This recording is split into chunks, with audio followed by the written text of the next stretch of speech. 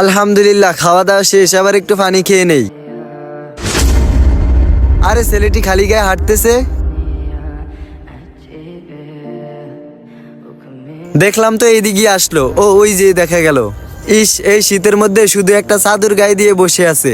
আচ্ছা, আমি আমার টিমের রাহিমের কাছে একটা কল দিয়ে দেখি ওর জন্য একটা শীতের পোশাক নিয়ে আসতে। হ্যাঁ, হ্যালো রাহিম, কই রে তুই? বলা সদরে আয়, এদিকে একটা ছেলে পাওয়া গেছে, আর ভালো দেখে একটা পোশাক নিয়ে আস। লোকেশন আমি দিতেছি। কি রাহিম, আসছো? আমি আর তোমার কাছে ফোন দিতেছি। আর গাইস, ওই ছেলেটার জন্য আমি একটা শীতের পোশাক নিয়ে আইছি, কিন্তু ও জানে না। চলুন দেখুন। ভাই আসো, আমার সাথে আসো, সমস্যা নেই, আসো। আরে ভাই, ভয় পেও না, আসো আসো।